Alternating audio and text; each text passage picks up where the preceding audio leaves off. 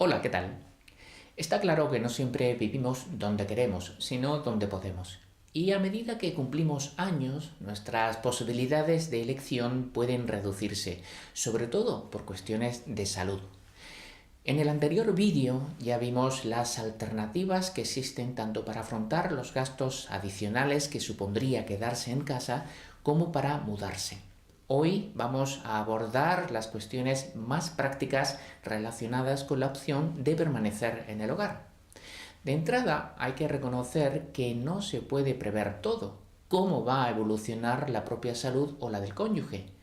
En este sentido, cabe plantearle al médico nuestras dudas acerca de la evolución probable de una determinada enfermedad y actuar en consecuencia, pero poco más.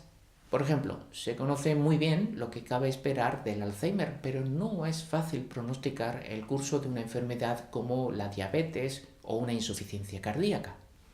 Así que lo más inteligente es considerar los aspectos clave que permiten a una persona seguir en su vivienda habitual. Vamos a verlos.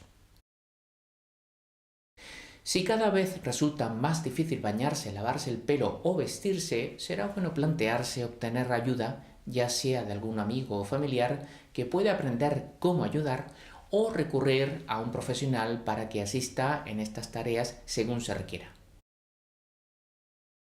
En cuanto a las compras, cada vez hay más supermercados y farmacias que sirven a domicilio, tomando los pedidos por internet o por teléfono. Hasta hay lavanderías que se encargan de recoger la ropa y devolverla limpia y planchada.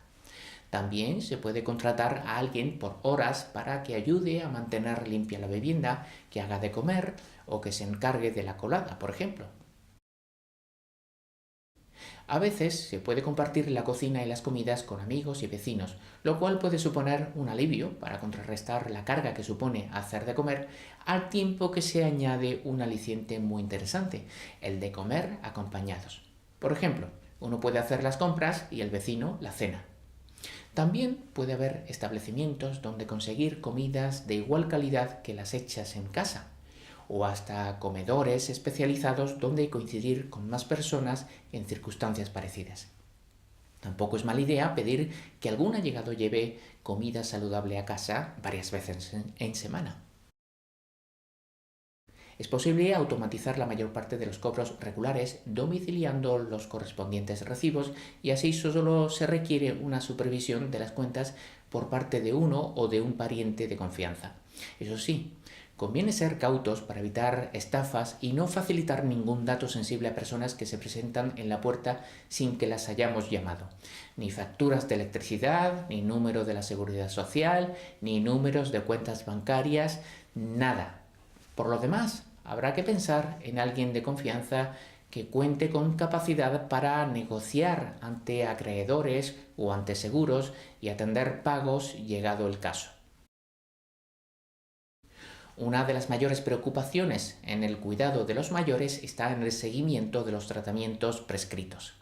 Hay ayudas de todo tipo, tanto de baja tecnología, como son los sistemas personalizados de dosificación, es decir, pastilleros para ordenar las tomas de medicamentos, hasta de alta tecnología, como las aplicaciones móviles o los dispositivos electrónicos programables que recuerdan cuándo hay que tomar cada pastilla. Desde luego, lo ideal es contar con la supervisión de algún profesional o una persona de confianza para facilitar la adherencia al tratamiento recetado, especialmente si se está polimedicado. Y si uno está solo, hay que decírselo al médico para que deje las instrucciones escritas de manera clara para evitar confusiones. Y tal vez sea el momento de interesarse por algún sistema de seguridad al que recurrir por si uno sufre una caída, por ejemplo. Por cierto, conviene prever que una persona puede actuar como interlocutor en caso de que el estado de salud impida expresar las preferencias sobre los tratamientos. En cada vez más sitios se tienen en cuenta las voluntades vitales anticipadas, un documento en el que se exponen las propias preferencias en función de las capacidades que se conserva y de las perspectivas de la enfermedad que se tenga. Si se tienen dificultades para caminar, tal vez se pueda uno hacer acompañar por alguien o por lo menos recurrir a ayudas técnicas. El caso es mantener un mínimo de actividad física. Ya hemos visto en este canal extensamente cómo plantearla. Es posible que haya planes de transporte público ideados para las personas que están muy mayores para conducir su propio vehículo. Es muy probable que haya cerca de donde uno vive asociaciones, centros de día y clubes donde coincidir con los amigos y conocer a gente. ¿Que es difícil dejar el hogar? Pues puede uno recibir visitas y buscar compañía para compartir buenos ratos, hablando de lo que se quiera o compartiendo aficiones. Tal vez admita algunas mejoras como eliminar alfombras con las que tropezar, cambiar la bañera por una ducha, instalar en ella asideros firmes, optimizar la distribución o mejorar la iluminación. Merece la pena averiguar si hay ayudas para acometer estas reformas. Y ya para terminar, solo quería recordar que es posible informarse más a fondo sobre los recursos disponibles a través de los servicios sociosanitarios que suelen contar con un listado completo de las ayudas a las que se tiene derecho. Tal vez supongan la diferencia entre tener que irse de casa o quedarse en ella. Casi nada. Y esto es todo por hoy. Muchas gracias y hasta el próximo vídeo.